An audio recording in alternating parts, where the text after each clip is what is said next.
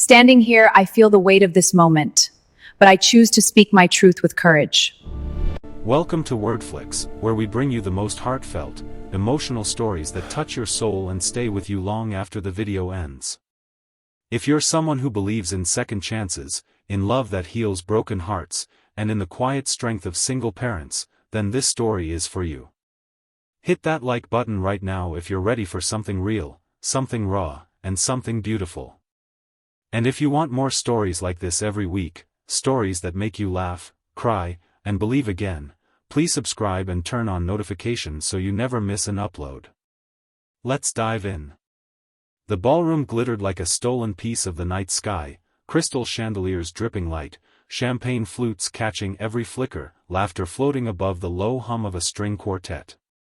It was the kind of event where people paid thousands just to be seen pretending they didn't care about being seen. Ethan Carter stood near the far wall, shoulders hunched inside a rented tuxedo that still smelled faintly of mothballs, one hand clutching a half-empty glass of sparkling water because he hadn't touched alcohol in 3 years. Not since the night the hospital called. He checked his watch for the 4th time in 10 minutes. 9:47 p.m. The auction was supposed to end at 10.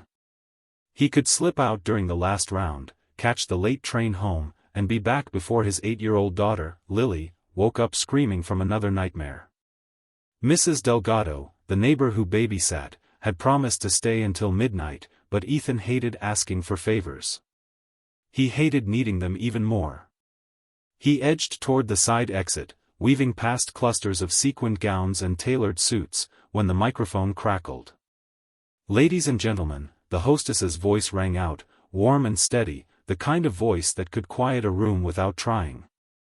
"Before we move to our final bachelor of the evening, I have a small announcement." Ethan froze. He knew that voice.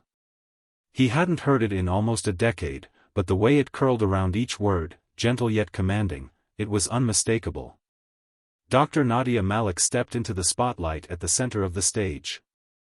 She wore a deep emerald gown that caught the light like forest fire, her dark hair swept into an elegant knot, a single diamond drop glinting at her throat.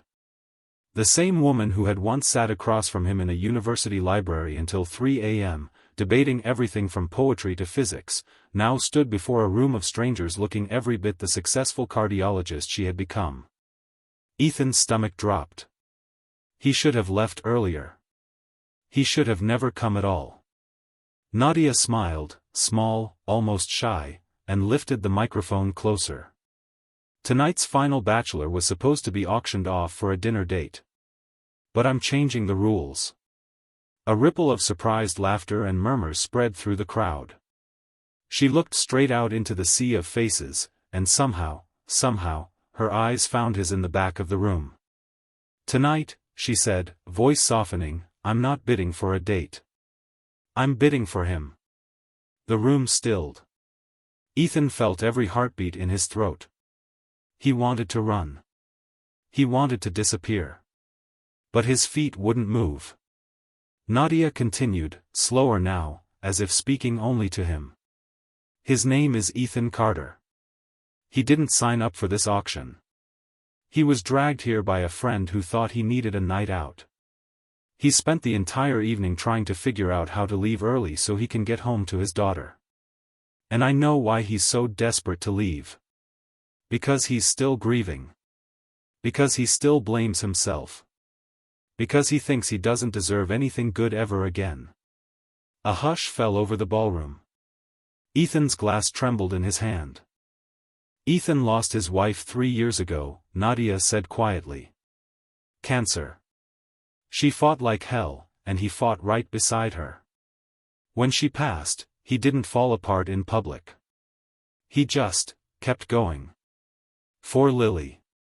He works 2 jobs, one at the warehouse by day, one driving rideshare at night, so Lily can stay in the same school district, so she can keep her friends, so she can have piano lessons even though he can barely afford the rent. He hasn't had a day off in 18 months. He hasn't dated. He hasn't laughed, really laughed, in years. And tonight, when I saw him standing by the wall, looking like he was carrying the entire world on his shoulders again, I realized something. She paused, eyes glistening under the lights. I realized I've spent the last decade running from the memory of the man who once looked at me like I hung the moon. I ran because I was afraid of what we could have been, afraid of what I wasn't ready for back then. But I'm ready now. And if there's even a chance that he still remembers me the way I remember him, then I'm not letting him walk out that door without telling him. She set the microphone down for a second, then picked it back up. So here's my bid. $1 million. Not for a date.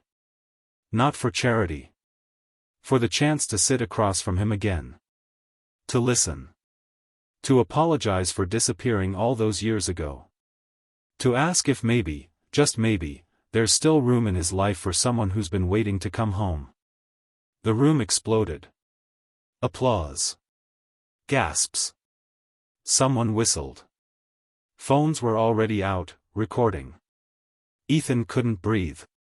He turned blindly toward the exit, but his legs felt like lead. The crowd parted around him, eyes wide, curious, pitying. He hated it. He hated all of it. And then he heard her heels clicking across the marble floor. Ethan. He stopped. She stood a few feet away, the spotlight no longer on her, just the soft glow of sconces catching the tears on her cheeks. I'm sorry, she whispered. I'm so sorry I didn't come sooner. I thought you'd moved on. I thought you'd be happier without me dragging my own baggage into your life. But I saw you tonight, Anne. God, Ethan, you look so tired. And I hate that I wasn't there. He swallowed hard. Nadia, you don't know what you're doing. I know exactly what I'm doing. She stepped closer. I'm bidding on the man who taught me what love actually feels like. The man who stayed up all night helping me study for boards when I was terrified I'd fail. The man who kissed me under the stars on the roof of the science building and told me I was going to save lives someday. I'm bidding on the man who's been saving one little girl's life every single day for the last 3 years. And if you walk out that door, I'll respect it. But I'm asking, begging, you to stay. Just for 5 minutes. Just to talk. Ethan looked down at his shoes. Scuffed. Cheap. Not meant for places like this. I don't belong here, he said quietly. You belong wherever Lily needs you to be, she answered. And right now, I think maybe she needs her dad to remember he's allowed to be happy too. He lifted his eyes to hers then. Really looked. She was still the same Nadia, fierce, gentle, stubborn, brilliant. But older. Softer around the edges. Carrying her own scars. I don't have anything to offer, he said, voice cracking. I'm broke. I'm exhausted. I come home smelling like motor oil and desperation. I'm not the guy you remember. I'm not asking for the guy I remember, she said. I'm asking for the man you are right now. The one who still reads Lily bedtime stories even when his voice is hoarse from driving all night. The one who keeps her mother's favorite scarf on the back of the couch so she can wrap it around herself when she misses her. The one who's still here, still fighting, even when it hurts. A tear slipped down his cheek. He didn't wipe it away. I miss her, he whispered. Every day. I miss her so much I can't breathe sometimes. I know, Nadia said softly. And I'm not asking you to stop missing her. I'm asking if there's room for someone else to sit beside you while you miss her. To hold your hand when the nights get long. To help you carry it all. The quartet had started playing again, something slow, aching.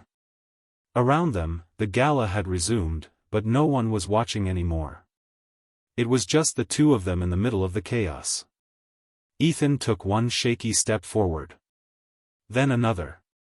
Until he was close enough to smell her perfume, jasmine and something faintly medicinal, like hope mixed with antiseptic. I don't know if I can do this, he admitted. Then we go slow, she said. Dinner. Coffee. A walk in the park with Lily. Whatever pace you need. I'm not going anywhere this time. He let out a breath he hadn't realized he'd been holding. Okay, he said finally. Okay. Nadia smiled, small, trembling, real. And for the first time in 3 years, Ethan felt something loosen inside his chest. Not gone. Not fixed. But lighter. They walked out of the ballroom together, past the glittering crowd, past the whispers, past the life he thought he'd never deserve again. Outside, the night air was cool. Stars glittered overhead, the same stars they used to lie under on that roof all those years ago. Ethan glanced at his watch. 10:32. Lily would be asleep by now. Dreaming, hopefully, of her mom's voice reading her favorite book. He looked at Nadia. Tomorrow, he said. Coffee. After I drop Lily at school. Tomorrow, she agreed. They stood there for a long moment, not touching, not rushing, just breathing the same air. And somewhere in the quiet between them, the first fragile thread of something new began to weave itself into the broken places of their lives. Not a replacement. Not a cure. Just a beginning. Months later, Lily would ask why Daddy smiled more. Why there was sometimes laughter in the kitchen on Saturday mornings. Why a woman with kind eyes and a gentle voice started coming over with board games and takeout and stories about how brave her daddy had always been.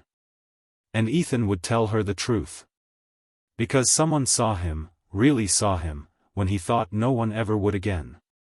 Because someone was willing to bid everything they had for the chance to stand beside him. Because love, sometimes, doesn't arrive with fireworks. It arrives with a quiet voice saying, I'm here. And I'm staying. And that, more than anything, is the miracle worth believing in. If this story moved you, if it reminded you that second chances are real, that healing is possible, that love can find you even when you've stopped looking, please leave a like, drop a comment telling me what part touched you most, and subscribe to Wordflix for more stories that remind us we're never too broken to be loved again. Thank you for being here. You matter. And your heart deserves to heal too. Until next time.